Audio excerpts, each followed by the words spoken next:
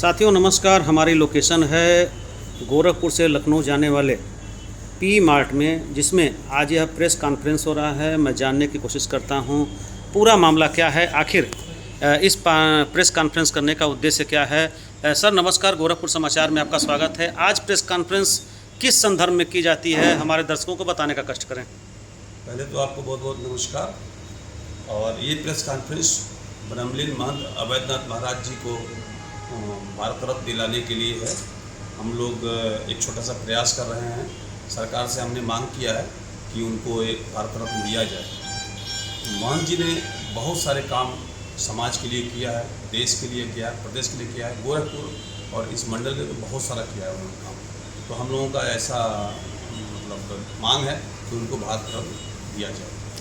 भारत रत्न के लिए तमाम लोग कोशिश कर रहे हैं से कि जो लोग इस योग्य भी नहीं हैं उनके लिए भी योग्यता की जाती है। हर आदमी चाहता कि हमारे व्यक्ति विशेष को भारत रत्न दिया जाए। तो खास करके आज जो बुलडोज़र बाबा के नाम से विख्यात हैं माननीय योगी आदित्यनाथ, एक टाइटल उनको दिया था योगी आदित्यनाथ बुलडोज़र बाबा, उनके गुरु रहे हैं। तो कौन से ऐसे मुख्य काम हैं जिस पर कि उनको अति आवश्यक है मिलना है। देखिए, महाराज जी को आप बुलडोज़र बाबा बोलिए या जो भी बोलिए, बट अवैधनाथ महाराज जी हमारे जो थे वो मतलब एक संत नहीं, बहुत ही संपन्न धनी हर चीज़ के थे। और उन्होंने समाज के लिए बहुत काम किया है। गोरखपुर पीठ के लिए तो किया ही, समाज के लिए बहुत कुछ किया है। जैसे कि बनारस में बहुत तेज़ी से धर्मांतरण कुछ दिनों पहले जब शुरू हुआ और महंत जी को पता चला, तो महंत जी जाकर के वहाँ 1.25 महीना रहे। और 1.25 महीना उनके बीच रहने के बाद उनके बीच इतना जागरूकता पैदा किया कि जो धर्म परिवर्तन करके दूसरे धर्मों में जा चुके थे वह भी वापस हिंदू धर्म में ज्वाइन कर ले, वापस आ गए, हमारे हिंदू धर्म को वापस अपना लिए। तो महाराज जी ने धर्म के ऊपर, सनातन के ऊपर, और आप राम मंदिर का आंदोलन महंत जी ने शुरू किया था, हमारे अवैधनाथ जी महाराज जी ने शुरू किया था, जिसकी लड़ाई 500 साल तक चली, पहले से चलती आ रही थी। और जाके लास्ट में जब हमको विजय मिला, लास्ट समय में महंत जी ही उसकी लड़ाई लड़ रहे थे। उसके बाद जो है योगी आदित्यनाथ जी जब महंत बने और उन्होंने उसकी कमान संभाली। पूर्वांचल के एक पुरोधा के रूप में उनको देखा जाता है धर्म के विषय में, जहाँ धर्मांतरण तेजी से बढ़ से हमने कहा कि बनारस में किया।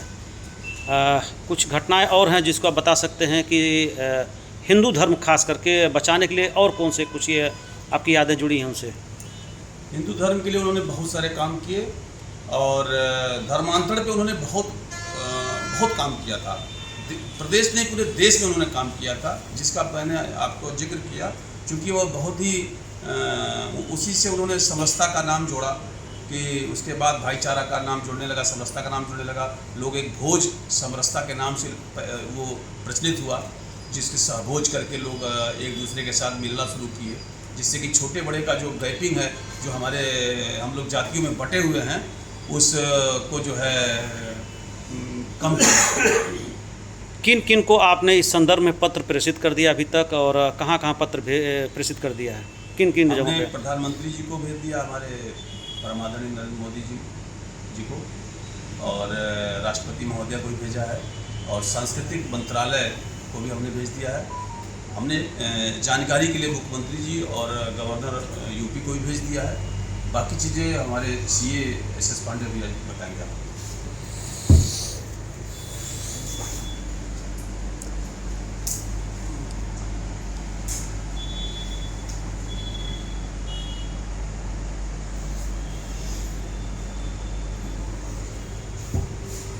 पांडे जी अपना परिचय थोड़ा बता दीजिए।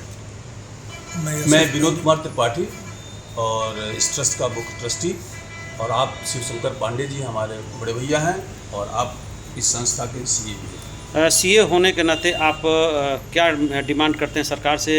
और मैं बेसिकली सीए के साथ एक विचारक और लेखक भी हूँ, कई किताबें भी लिखी है।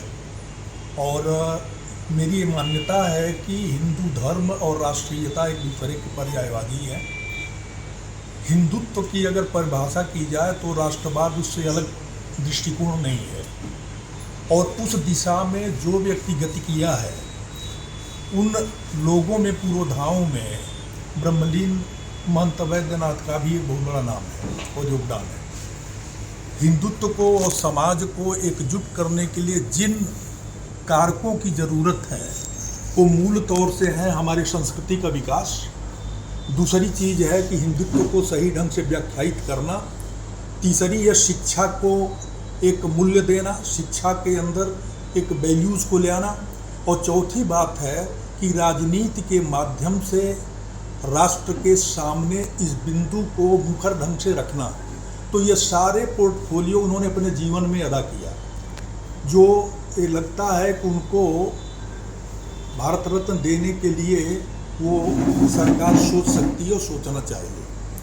तो आने वाले समय के गर्त में छिपा है कि कितना जो ये संगठन है और विनोद पांडे जी